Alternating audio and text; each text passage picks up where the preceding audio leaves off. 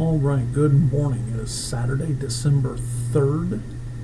Today's reading will be 1 Thessalonians chapters 1 through 5.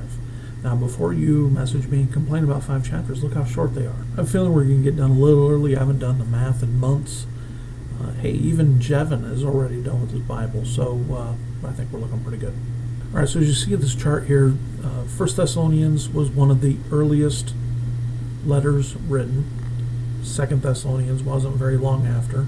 This was in response to Timothy's positive report of the church. When you look over there at chapter 3, verse 6. The theme of this book is the imminent return of Jesus Christ. Gives the order. They had a concern about somebody who had died in the church, and that question is answered by Paul.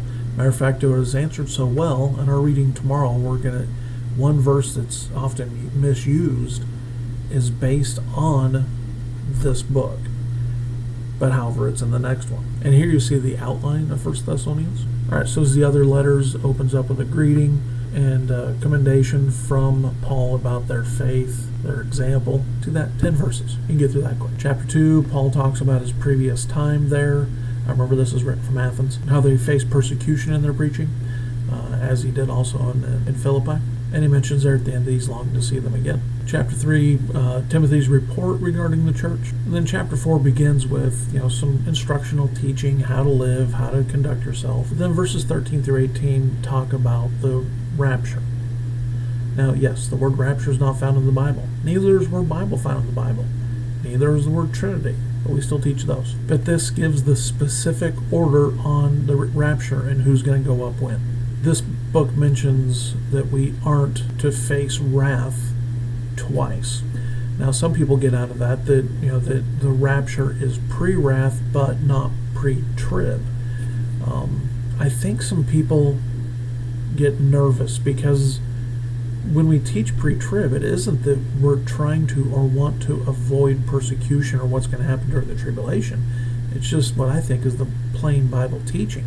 But what I think people think happens, and this is from feedback I get, is that because we're pre-trib, people might not be as ready for persecution, might not be as ready for bad times, bad things to happen.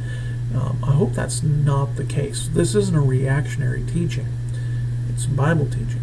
But hopefully we're still ready for any persecution. Hopefully we're ready for breakdowns in society, food supplies, supply chains, any of those things. Now, chapter 5 talks about the rapture will come like a thief in the night. But however, he says there, hey, listen, it's going to be blindsiding some people, but you will still be able to see it coming. It's like us looking around now. There's so many things that are, the stage is being set for Christ's return. But in our minds, that means, it's got to happen this year, this month, this decade. And it doesn't. There might be somebody they're claiming in Israel to be the Messiah. Red heifers are lined up, and people aren't going to dictate when Christ returns. However, we see a stage being set. Then you see there at the end of chapter 5, we see final instructions. And hey, you have John 13:35 memorized. Jesus wept. Here's some more for you. A couple short verses in there.